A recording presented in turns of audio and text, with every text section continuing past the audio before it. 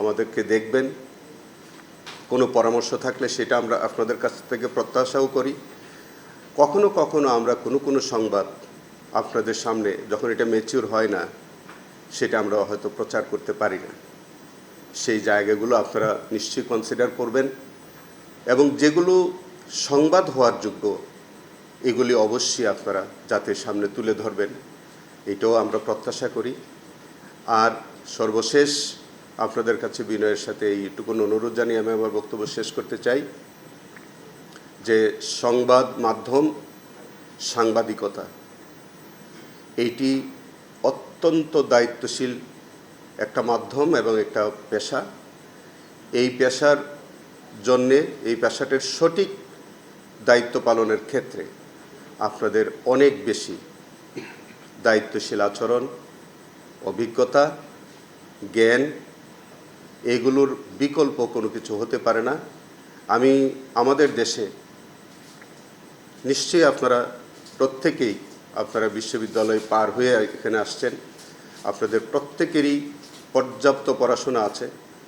কিন্তু একজনে বলছিলেন, সম্ভবত মান্না ভাই বলছিলেন বা আরেকজন বলছিলেন, কার কথা, যে আপনাদের আইনের যেহেতু বিট করেন ওখান থেকে টুকিটাকি প্রসিডিউরাল লটা আপনাদেরকে জানতেই হবে। আপনাদের এই আইনটা যদি আপনারা না জানেন, অন্তত পক্ষে কোড অঙ্গনের আপনাদের এই যে নিউজ বিট করা এটা কখনো কখনো ডিফিকাল্ট হয়। আপনি কেন হয়, আপনি কখনো কখনো দেখবেন যে আমরা কখনো কোনো নিউজ আপনাদের সামনে প্রকাশ করতে চাই না। কেন চাই না? এটাও কিন্তু আইনের মধ্যে আমরা সীমাবদ্ধ থাকি, এটা আপনাদেরকেও জানতে হবে। কখনো কখনো আমরা কনসিল করতে চাই, আপনাদের কাছে গোপন করতে চাই। এইটা আপনাদের বুঝতে হবে যে এটাকে আমি কনসিল করছি, আমি কি ইচ্ছাকৃতভাবে গোপন করে যাচ্ছি একটা সত্য, নাকি আমি এখন আইন দ্বারা বারিত হচ্ছি। এই জায়গাগুলো আপনাদেরকে অবশ্যই আমাদের প্রসিডিউরাল লগুলো জানতে হবে। আপনি সুপ্রিম কোর্ট রুলসগুলো আপনাদের একটু জানতে হবে, অ্যাপিলেট ডিভিশনের রুলসটা আপনাদেরকে একটু করে জানতে হবে। আমাদের ধরেন সিআরপিসির অথবা আমাদের ইন্টারন্যাশনাল ক্রাইমস ট্রাইব্যুনালের যে রুলসগুলো, সেখানে এই জিনিসগুলো আপনারা এক নজরে একটু পড়ে নিতে হবে। তাহলে দেখবেন যে আপনারা সঠিক নিউজ পরিবেশনের ক্ষেত্রে অনেক বেশি সুন্দর এবং ভালো নিউজ আপনারা করতে পারবেন। যেহেতু আপনারা কোর্ট অঙ্গনে সাংবাদিকতা করছেন এবং সেখানে আপনাদের এই সব প্রত্যেকটি সংবাদ সারা দুনিয়া যত আগ্রহ করে দেখে, আমার মনে হয় অন্য কোনো সেক্টরের নিউজ এত আগ্রহ করে কেউ দেখেও না। সেই কারণে আজকে আপনাদের এই ফোরামে আমি দুটি কথা বলার সুযোগ পেয়েছি বলে বলছি যে আমার মনে হয় যে আপনারা যেহেতু কোর্ট অঙ্গনে আছেন, আইনজীবী ভবিষ্যতে হবেন কি হবেন না সেটা আপনাদের চয়েস, কিন্তু একজন ভালো সাংবাদিক হওয়ার ক্ষেত্রে এর চেয়ে আর ভালো উপযুক্ত জায়গা হতে পারে না। একদিকে আপনারা আইন কানুন জানাটা কিন্তু প্রত্যেক নাগরিকের সাধারণ কর্তব্য। আপনি আইন জানেন না এটা কোনো অজুহাত নয়, আপনাকে আইন জানতে হবে। আর আপনারা যারা কোর্ট অঙ্গনে কাজ করছেন আপনাদের বেশি করে আইন জানতে হবে। আপনাদের সংবাদ মাধ্যমের যে রুলসটা যেমনভাবে আপনাদের জানতে হবে, আমাদের পড়াশোনাটাও আপনাদেরকে জানতে হবে। তারই সমন্বয়ে আপনারা একটা ভালো নিউজ পরিবেশনা করা সম্ভব হবে। আপনারা ভালো থাকবেন, আমার জন্য দোয়া করবেন। আমার ওয়াইফের একটা কিছুক্ষণ পর একটা অপারেশন হবে, কিন্তু আপনাদের আহ্বান আমি প্রত্যাখ্যান করতে পারিনি।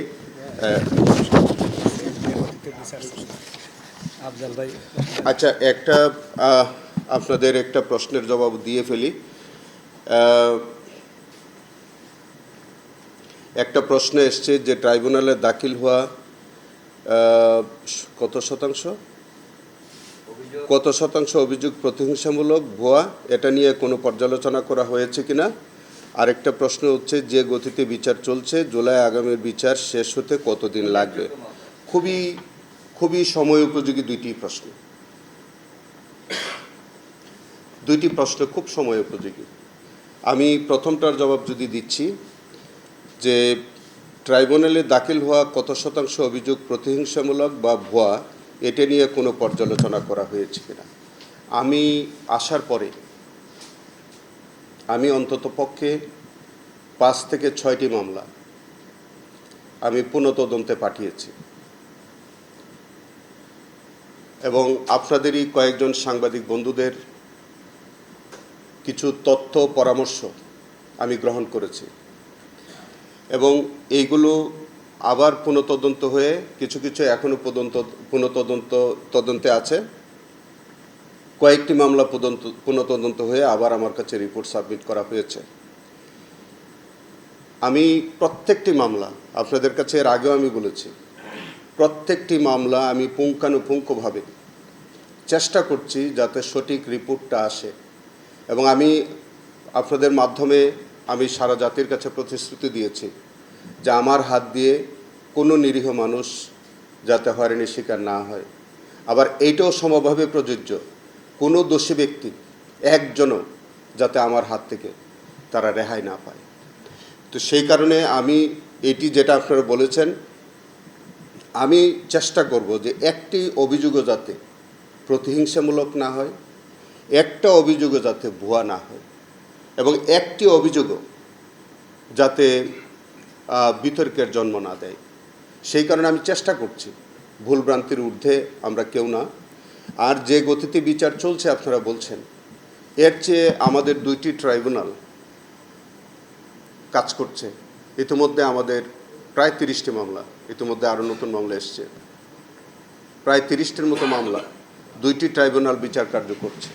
আপনি প্রত্যেক দিন আমাদের সাক্ষীর কার্যক্রম চলে, কোনো কোনো মামলায় আর্গুমেন্ট চলে, এগুলি জাজমেন্ট হয়। একটা মামলা নিষ্পত্তি করতে কমপক্ষে আমাদের 3 থেকে 4 মাস লেগে যেতে পারে, আরও কম সময় লাগে, অনেকটা আবার বেশি সময় লাগে। আমাদের যে গতিতে বিচার চলছে এর চেয়ে গতি আরও যদি বাড়ানো হয় তাহলে আপনারাই কিন্তু পরে বলবেন যে এটা কি জাস্টিস হারিড হয়ে যাচ্ছে কিনা। আমি যদি ধরেন ডিফেন্সকে পর্যাপ্ত সুযোগ না দিই, ডিফেন্সের জেরা করার সুযোগ যদি আমরা না দিই, আর আমরা যদি খুব তাড়াহুড়ো করে আসলে একটা বিচার আর আমরা কোনো রকম কয়েকটা সাক্ষী নিয়ে আমরা একটা সাজা দিয়ে দিলাম অথবা একটা রায় দিয়ে দিলাম, তখন সেটা কিন্তু ন্যায় বিচার নিশ্চিত করার হবে না। এই জন্য বলে যে জাস্টিস হারিড, জাস্টিস বারিড। জাস্টিস যেমন ডিলেড হয়, এটা যেমন জাস্টিস ডিনাইড হয়, জাস্টিস যদি হারিড হয় সেটাও কিন্তু জাস্টিস ডিনাইড হয়। তো সেই কারণে আমরা জাস্টিস হারিড বা জাস্টিস ডিনাইড এই নীতিতে আমরা নই। আমরা যেটা স্বাভাবিক গতিতে, আপনারা প্রত্যেক দিন আমাদের কার্যক্রম ওয়াচ করছেন, আমরা স্বাভাবিক গতিতে যেভাবে বিচার কার্য চলে ঠিক সেইভাবেই করছি। তবে হ্যাঁ, আমাদের যে হারে মামলার যেভাবে আসছে অথবা যেভাবে আমরা প্রসিকিউশন রিপোর্ট দাখিল হচ্ছে, আমাদের এই 2টি ট্রাইব্যুনালের পক্ষে একটা সময় এসে এটা ওভারবার্ডেন হয়ে যাবে। আমার মনে হয় যে আমাদের ট্রাইব্যুনাল বাড়ানোর প্রয়োজন হতে পারে, প্রসিকিউশন টিম বাড়ানোর প্রয়োজন হতে পারে, আমাদের তদন্ত সংস্থার যারা কর্মকর্তা রয়েছেন তাদেরও আমাদের সংখ্যা বৃদ্ধির প্রয়োজন হতে পারে। তো সেই কারণে আমরা অত্যন্ত সততা এবং নিরপেক্ষতার সাথে আমরা আমাদের ট্রাইব্যুনালের বিচার কার্য পরিচালনা করার চেষ্টা করছি। আমরা চেষ্টা করব এইটার গতি আরও যতটুকু সম্ভব বাড়ানোর। আমরা চেষ্টা করব যে যাতে কোনোভাবে কোনো রিপোর্ট যাতে কোনো বায়াসড রিপোর্ট না হয়, কোনোভাবে যাতে কোনো রিপোর্ট প্রভাবিত রিপোর্ট না আসে এবং স্বচ্ছতা নিরপেক্ষতার সাথে আমাদের এই ট্রাইব্যুনাল যাতে পরিচালিত হয়, যাতে আমাদের এই প্রশ্নটি, আমাদের এই বিচারটি কখনো প্রশ্নবিদ্ধ না হয়, সেভাবে আমি আমার প্রসিকিউশন টিমের পক্ষ থেকে আমি চিফ প্রসিকিউটর হিসাবে আমি দায়িত্ব পালন করে যাচ্ছি, করব। আপনাদের সহযোগিতা চাই। আপনারা ভালো থাকবেন, আমার জন্য দোয়া করবেন। আল্লাহ হাফেজ।